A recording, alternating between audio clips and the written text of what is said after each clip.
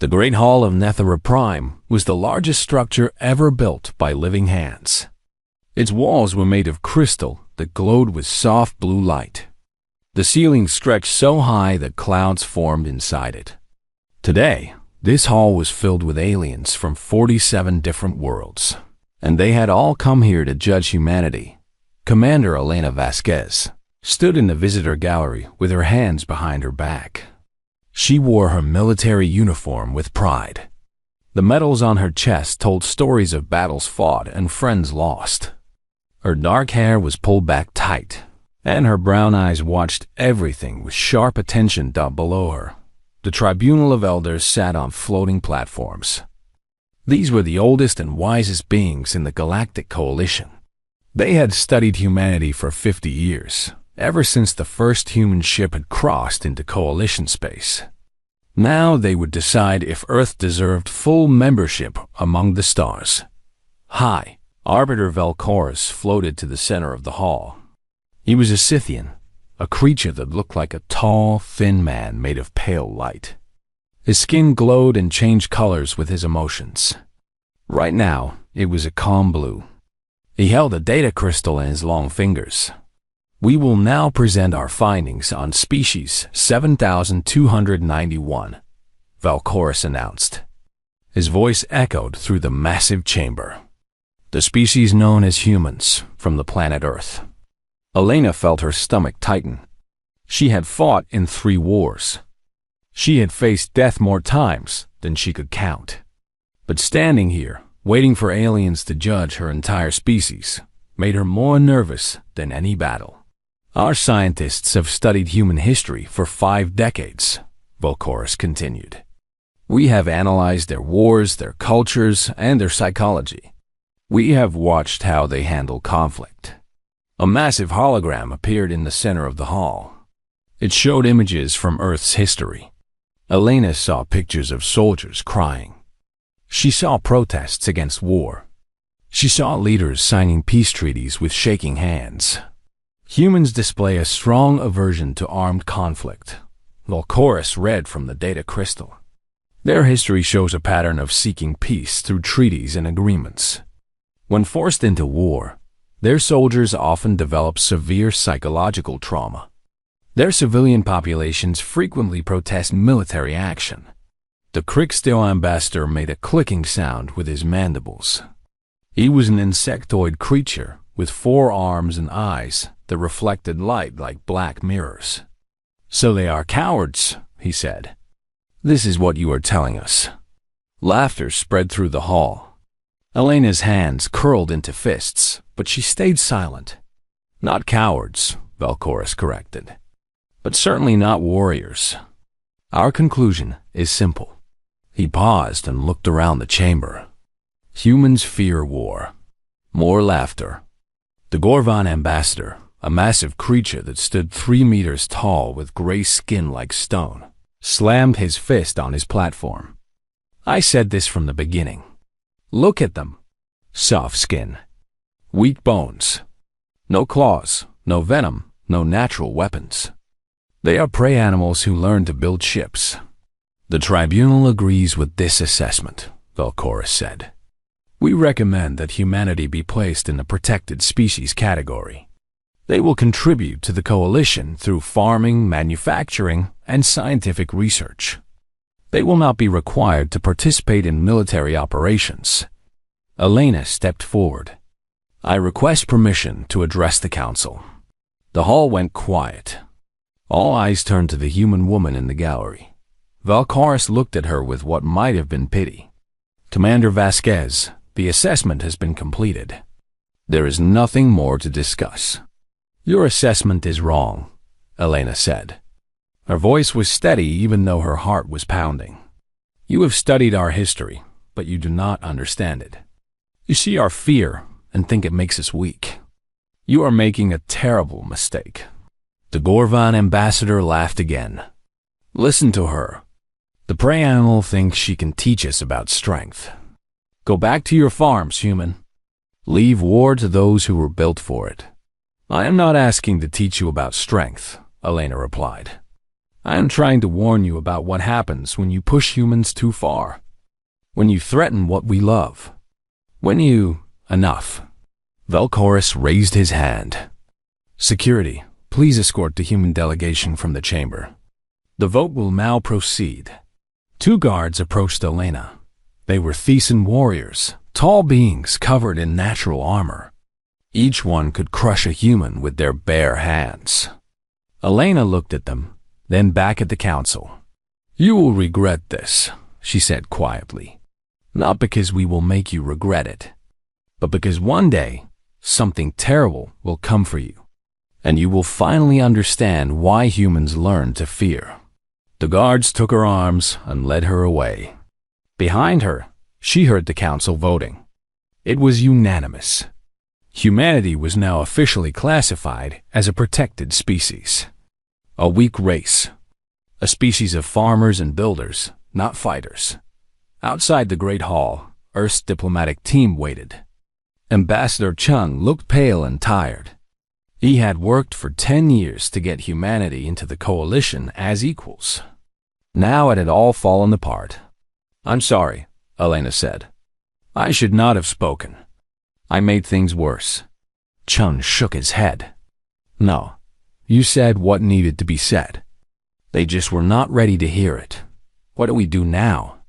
Asked Captain Rodriguez, Elena's second in command. Elena looked up at the alien sky.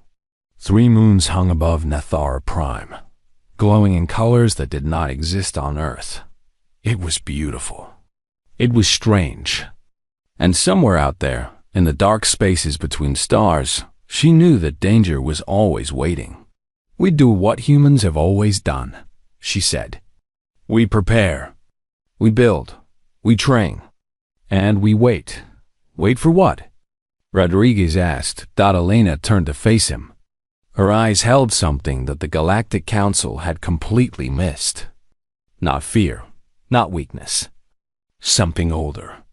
Something that had kept humanity alive through ice ages, plagues, and wars without end. We wait for them to need us, she said. And when that day comes, they will learn the truth about humans. They will learn why we hate war so much. Why is that, Commander?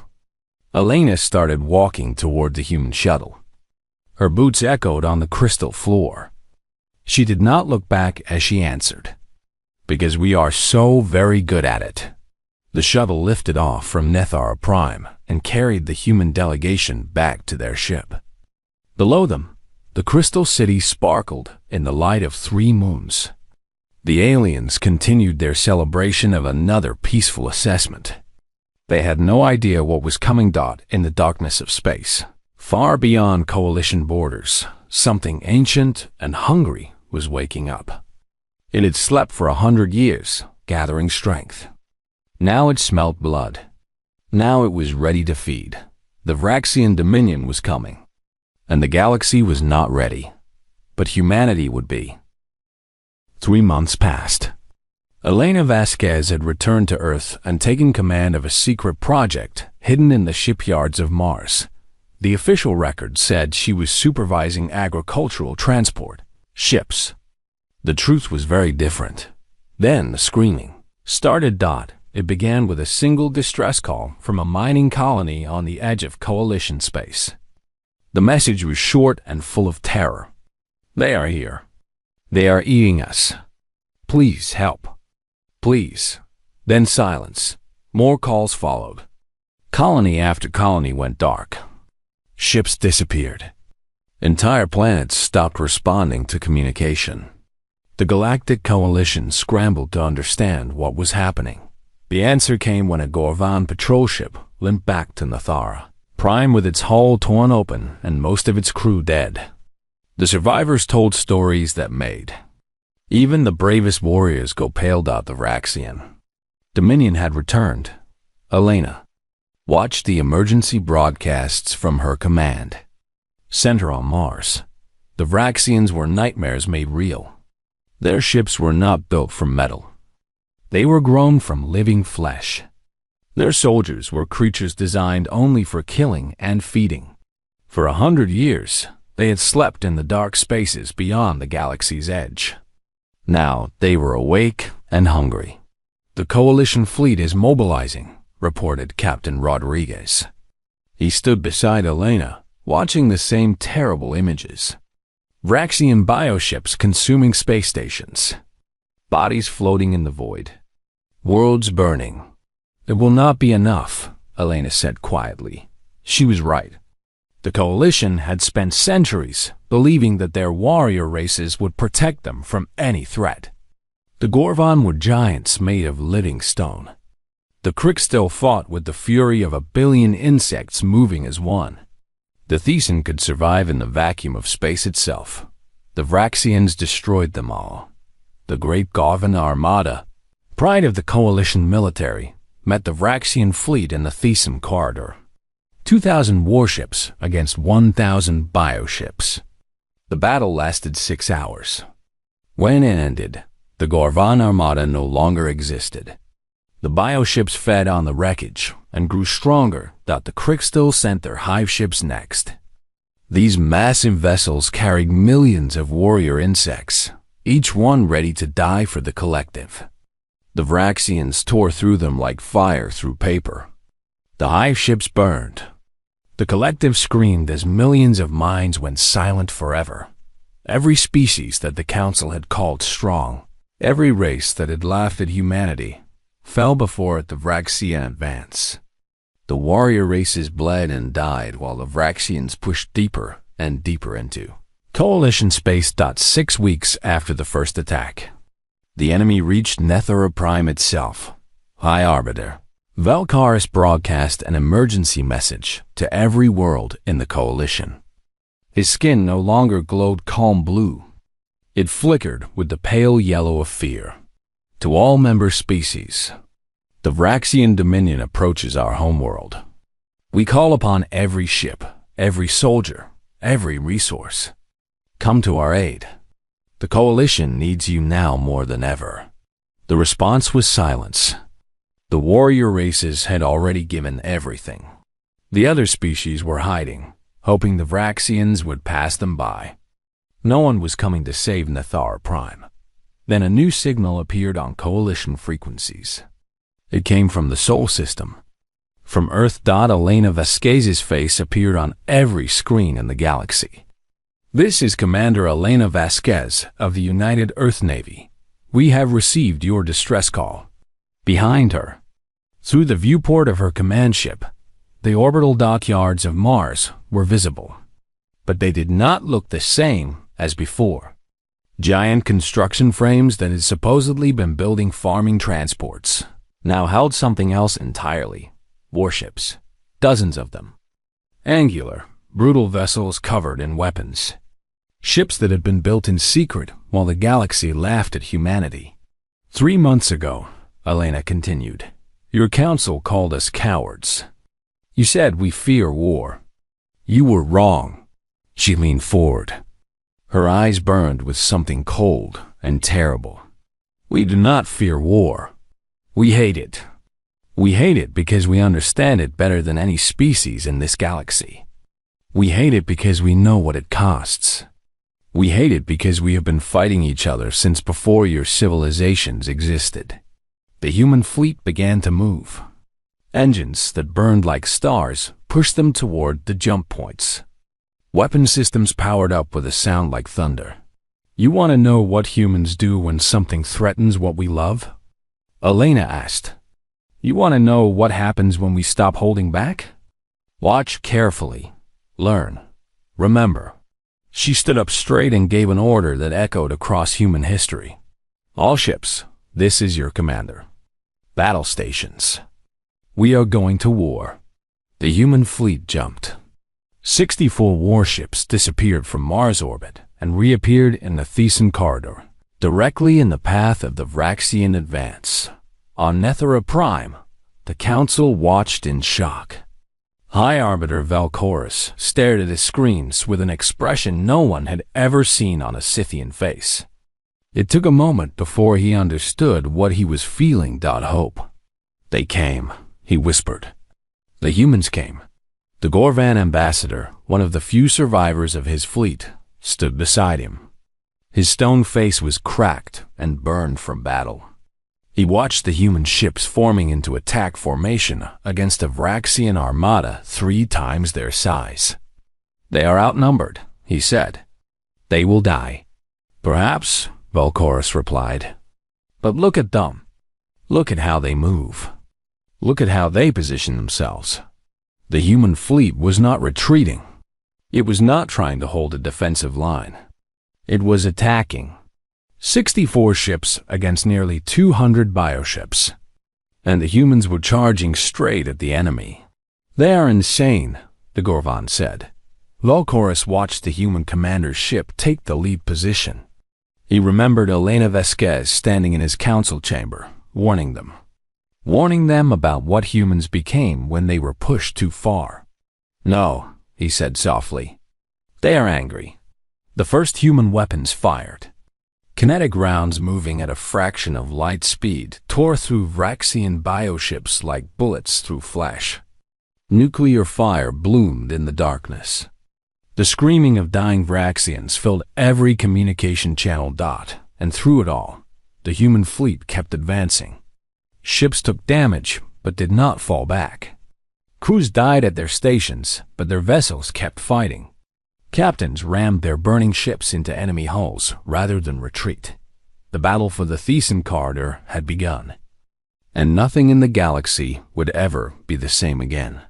On the bridge of her flagship, Elena Vasquez watched the first Vraxian ship explode. Around her, her crew worked with silent efficiency. Some of them were crying. Some were praying. All of them were fighting. She opened a channel to the entire fleet. Her voice was steady and cold. "Remember why we fight. Remember who we protect. And show these monsters what humanity does to those who threaten our home." The fleet answered with fire. The coalition sent observers to the human flagship. They wanted to understand how this prey species fought. What they witnessed would give them nightmares for the rest of their lives. Ambassador Desik was a veteran warrior from the Gorvan Empire. He had fought in 12 campaigns and killed more enemies than he could remember. He arrived on the human ship expecting to find chaos, fear, and confusion.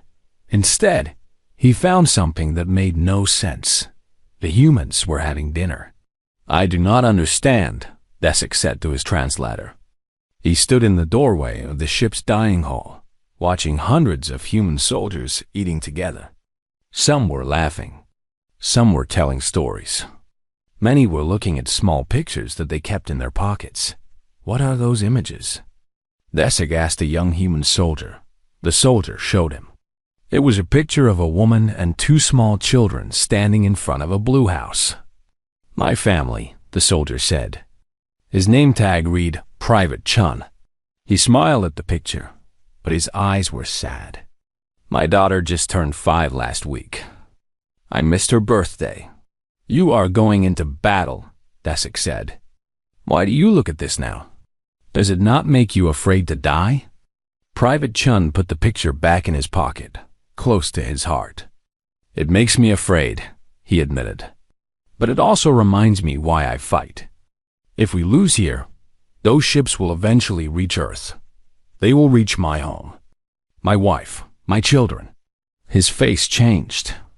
The sadness disappeared. Something harder took its place.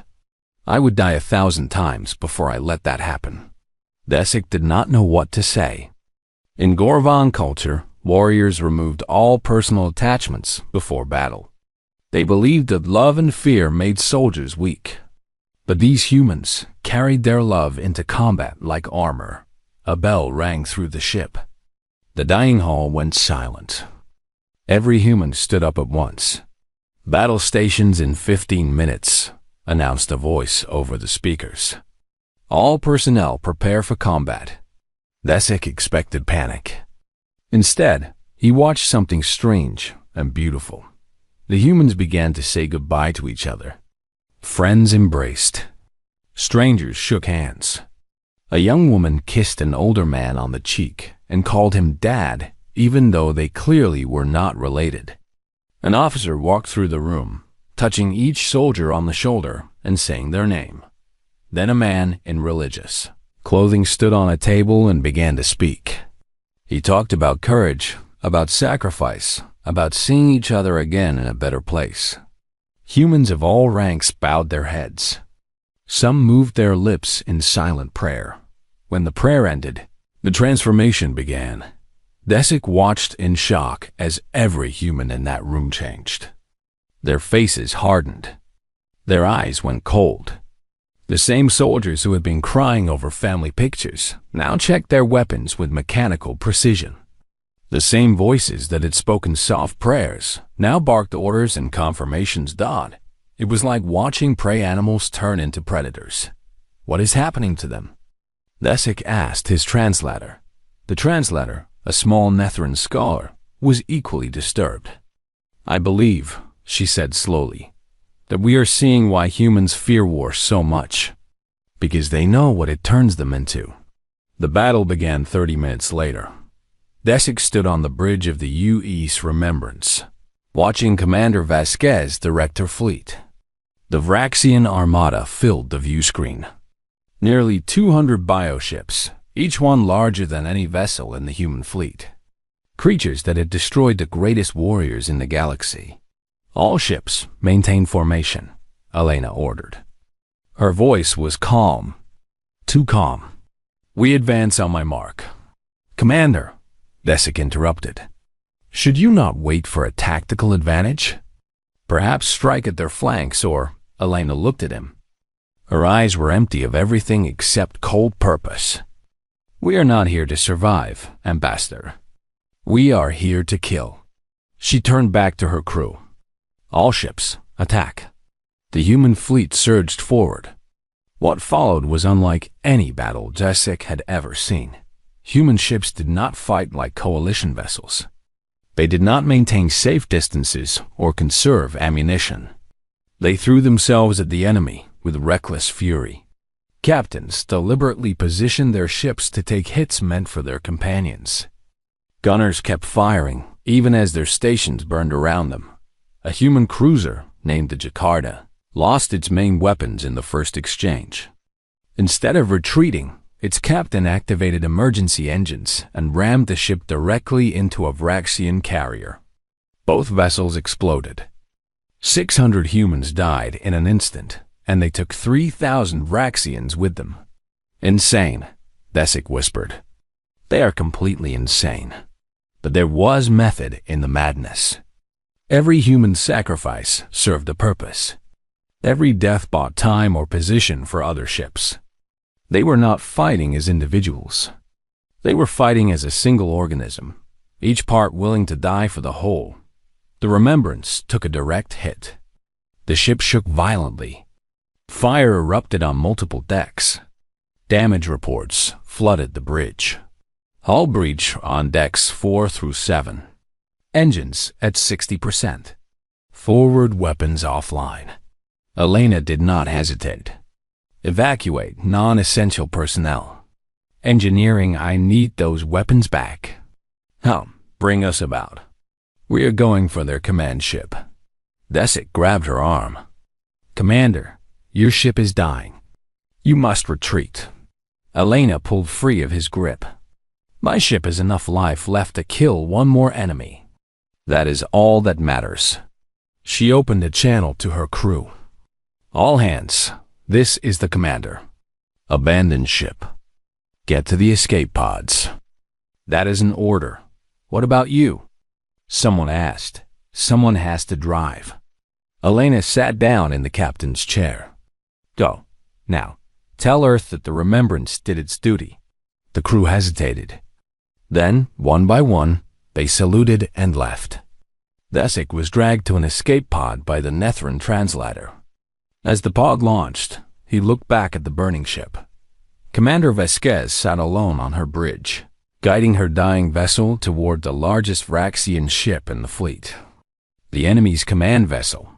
Kill the brain, and the body would stumble. The Remembrance accelerated. Vraxian weapons tore chunks from its hull. Fire consumed deck after deck. But the ship kept moving, kept pushing forward, driven by a single human who refused to stop. At the last moment, Elena activated the emergency beacon.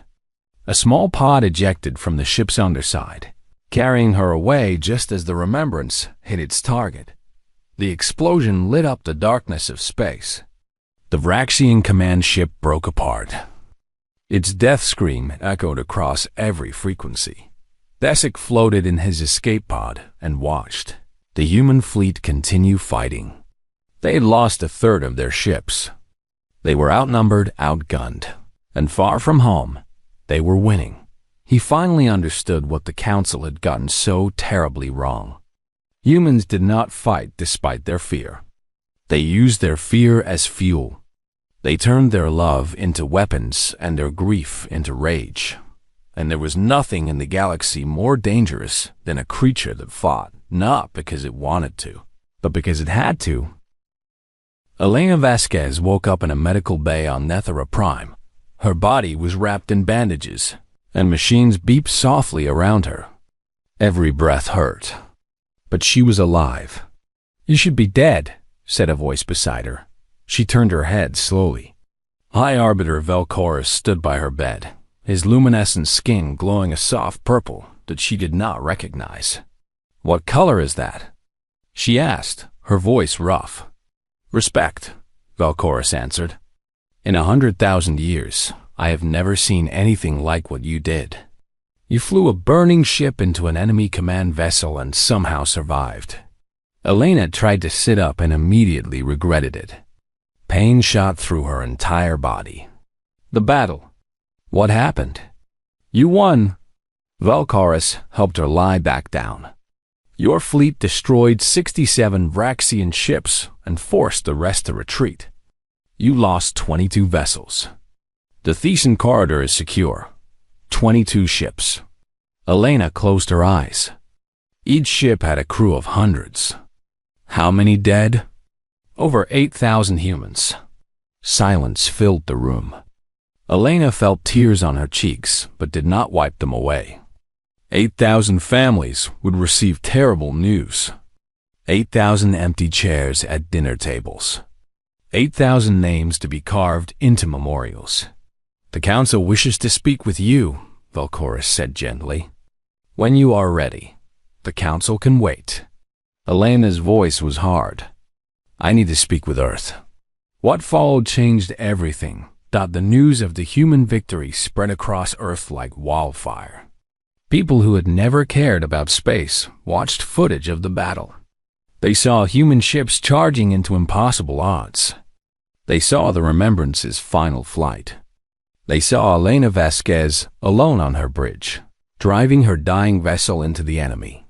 Something woke up in humanity that day. Nations that had argued for decades put aside their differences. Governments that had competed for resources began to share them. Factories that had been closed for years roared back to life. Schools started teaching combat training. Alongside mathematics, Earth's leaders formed a single war council for the first time in human history.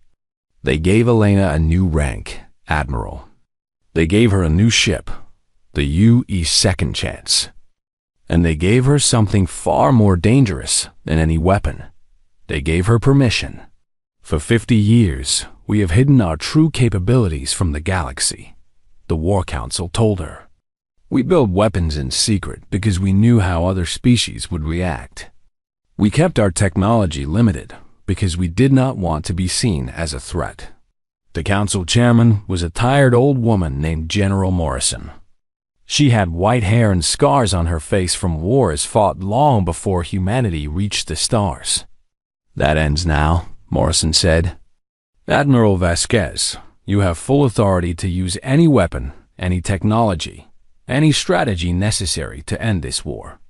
No restrictions, no limits." Elena nodded slowly. "You understand what you are asking. What we will become, I understand."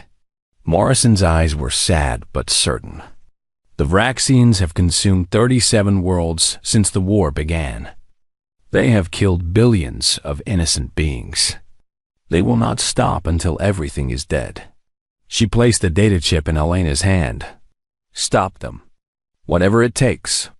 Elena returned to the Thesan corridor with a fleet 3 times larger than before. But the size was not what terrified the galaxy. It was the weapons. Human ships now carried kinetic bombardment platforms. Rods of solid metal that could be fired at incredible speeds and hit with the force of nuclear explosions. Clean, efficient, devastating. They carried antimatter warheads. Weapons so dangerous that most species had banned them millennia ago. Humans had simply kept building them in secret, just in case. They carried AI combat drones. Machines that could think faster than any living creature and kill without hesitation. The Coalition had outlawed artificial intelligence in warfare. Humans had never signed that treaty. Ambassador Thesic, now assigned as permanent Coalition observer to the human fleet, watched these weapons being loaded onto ships. He felt sick. Why did you hide these things? He asked Elena. Because we know what we are, she replied. We know what we can do when we let ourselves. We hoped we would never have to. The campaign that followed would be studied in military academies for centuries. Elena did not just fight the Vraxians. She hunted them. Human scouts tracked enemy movements through dark space. Human intelligence officers captured Vraxians and learned their weaknesses. Human scientists developed new weapons, specifically designed to kill the living ships. The Vraxians had conquered 100 worlds. They had never faced an enemy like this. Human fleets struck without warning. They appeared from nowhere, destroyed everything, and vanished before reinforcements could arrive. They hit supply lines. They assassinated commanders. They burned breeding grounds and poisoned food sources. One by one, the conquered worlds were liberated. Human soldiers landed on planets that had been harvested for generations. They found survivors hiding in caves and ruins. They gave them food, medicine, and hope. Then they built memorials. On every liberated world, humans constructed monuments to the dead, not to celebrate victory, to remember the cost. Coalition observers filed thousands of reports about human warfare. They struggled to explain what they witnessed. Humans fight with absolute brutality, wrote Thesic. They show no mercy to enemy combatants. They use every advantage, every trick, every weapon available. They kill with cold efficiency. He paused in his writing, then continued. But then they do something no other species does. They mourn. After every battle, they gather their dead and hold ceremonies. They speak the names of fallen enemies and express regret for the lives they took. They treat prisoners with medical care and dignity. They weep. I asked Admiral Vasquez about this. She said something I will never forget. We do not kill because we enjoy it. We kill because it is necessary. But we never forget that our enemies were alive. We never forget that war is evil, even when it is justified. The moment we stop mourning is the moment we become monsters. The Vraxian Dominion began to retreat. For the first time in their long history, they faced an enemy they could not consume. An enemy that refused to stop. An enemy that learned from every battle and came back stronger. 6 months into the campaign, human ships reached the edge of Vraxian space. Beyond lay the homeworld. The source of all the horror. Elena stood on the bridge of the Second Chance and looked at the star charts. Her fleet had grown to over 200 vessels. Coalition ships from a dozen species had joined her, inspired by human courage. Orders, Admiral? Asked her first officer. Elena thought of the 8,000 who died in the first battle. She thought of the billions the Vraxians had consumed. She thought of her own crew, brave men and women who had followed her into hell. We finished this, she said. All ships, prepare for the final jump. We are going to end this war. The fleet moved forward into the darkness. Behind them, a galaxy watched and waited. Ahead lay the enemy home world, and a battle that would determine the fate of all living things. Humanity was coming, and they were bringing all their fury with them. The Vraxian homeworld was a nightmare given form. It hung in space like a diseased organ, covered in flesh and bone instead of rock and water. Giant mouths opened and closed on its surface, ready to consume anything that came close. Orbital defenses made of living tissue surrounded it like a shield of screaming meat. Admiral Elena Vasquez stood on the bridge of the UES, Second Chance, and felt nothing but cold determination. Behind her, 200 warships waited for orders. Human vessels flew alongside Gorvan cruisers, Crystal Hive ships, and Thesan destroyers. The galaxy had united against a common enemy. "Enemy fleet detected," reported her tactical officer. 500 bioships. "They are moving to intercept." 500 against 200. The Vraxians had gathered everything they had left for one final defense. "Signal the fleet," Elena ordered. "We did not come here to survive. We came here to end this." The battle for the Vraxian homeworld lasted 9 hours. Human ships led the assault, drawing enemy fire while coalition vessels flanked from multiple angles. The Vraxians fought with the desperation of a dying beast. Bioships exploded and reformed. Organic weapons tore through armor and shields. The space around the planet filled with debris and bodies. Elena commanded from the front lines. The Second Chance took hit after hit but kept fighting. Around her, ships died and crews perished. She said their names as they fell, honoring each sacrifice. In the 5th hour, the Vraxian defensive line finally broke. Human boarding parties launched from damaged cruisers and landed on enemy vessels. They fought through corridors of living flesh, burning everything in their path. No prisoner would be taken today. No mercy would be shown. In the 7th hour, the orbital defenses collapsed. Human kinetic rounds fell on the planet's surface like meteors, destroying the flesh forges where new Vraxians were grown. The planet screamed through space itself, a psychic cry of pain and rage. In the 9th hour, a signal came from the planet. The Vraxians were surrendering. Elena accepted their surrender on the bridge of a burning bioship, surrounded by the bodies of enemies she had killed with her own hands. Her uniform was torn and stained with alien blood. Her face was covered in burns and cuts. But her voice was steady as she spoke the words that ended the war. "You are defeated. Your fleet is destroyed. Your world is broken. By the authority of the United Earth Navy and the Galactic Coalition, I accept your unconditional surrender." The Vraxian leader was a massive creature with too many eyes and mouths. It looked at Elena with something that might have been confusion. "We do not understand you," it said through its many voices. "You are soft, weak, afraid.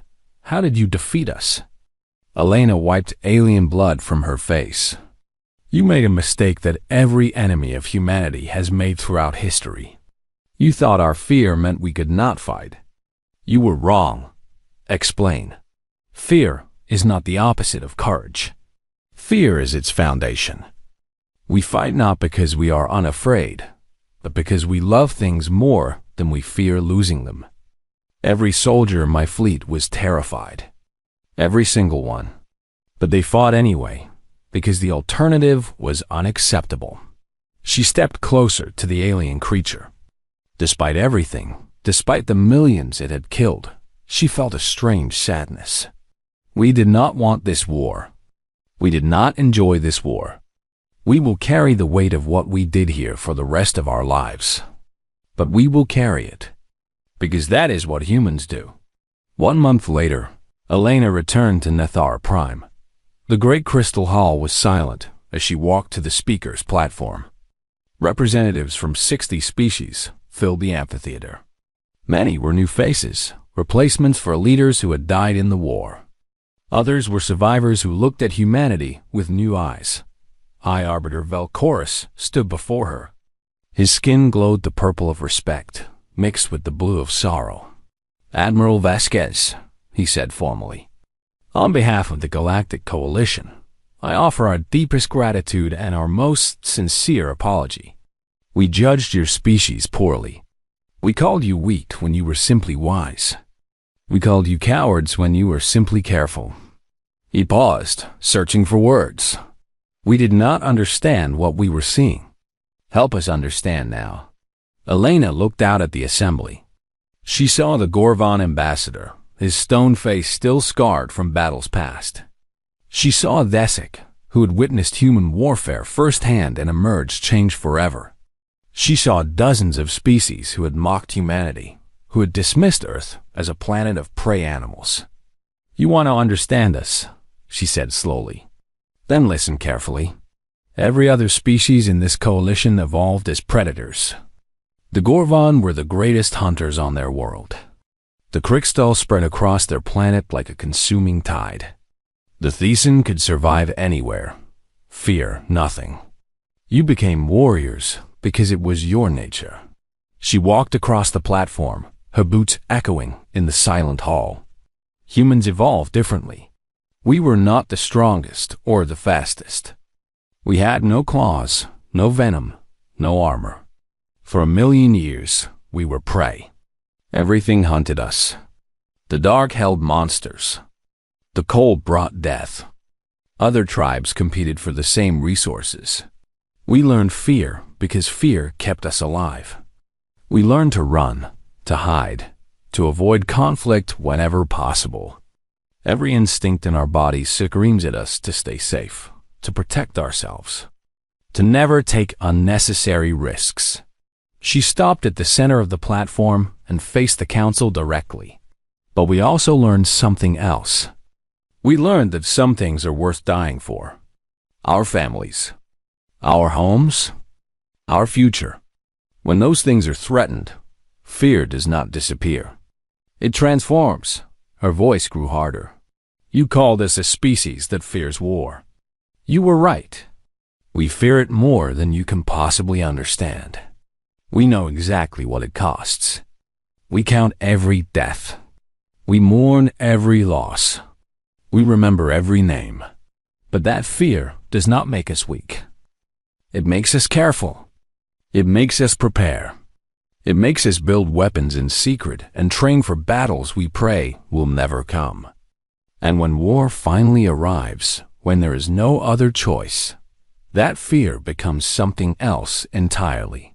She met Valkaris as, it becomes rage. Pure, focused, unstoppable rage. The rage of a parent protecting their child. The rage of a soldier fighting for their home. The rage of a species that has been afraid for so long that it will burn the galaxy to ashes before it feels helpless again. Silence filled the hall. No one moved. No one spoke. You asked why we hate war so much, Elena continued, her voice softer now. The answer is simple. We hate it because we are so good at it. We hate what we become when we fight. We hate the cold efficiency, the calculated cruelty, the endless capacity for destruction. She pulled something from her pocket. It was a small photograph, worn and faded. A woman and 2 children standing in front of a blue house. Private Chun's family. He had died in the first battle, and Elena had carried his picture ever since. This is why we fight, she said, holding up the image. Not for glory or conquest or pride. For the people we love. For the future we want to build. For the hope that someday our children will never have to know war at all. She put the picture away and stood straight. The Coalition once asked what role humanity should play among the stars. You gave us the role of farmers and builders. I am here to propose a different role. Let us be your protectors. Let us stand between you and the darkness. Not because we enjoy violence, but because we understand its necessity. Not because we are fearless, but because we have learned to fight despite our fear. Let us be the shield that guards the galaxy. Let us carry that burden so that others do not have to. The vote was unanimous. Humanity was granted full military authority over coalition defense. The prey species became the galaxy's guardians. Admiral Elena Vasquez retired 1 year later. She returned to Earth and bought a small house in the countryside, far from cities and crowds. She planted a garden and grew flowers in every color.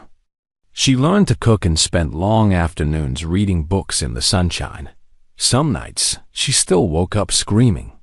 Some days, she still saw the faces of everyone who had died under her command. The weight of what she had done would never fully lift, but there was peace now. The Vraxians were contained. The coalition was stronger than ever. Human ships patrolled the borders of known space, protecting those who could not protect themselves. On her nightstand, Elena kept 2 things: a photograph of the flowers in her garden, and a loaded pistol, because she was human. And humans never forget what waits in the darkness. But for now, in this moment, there was only sunlight and growing things and the quiet peace of a warrior who had finally earned her rest. The galaxy was safe. Humanity would keep it that way.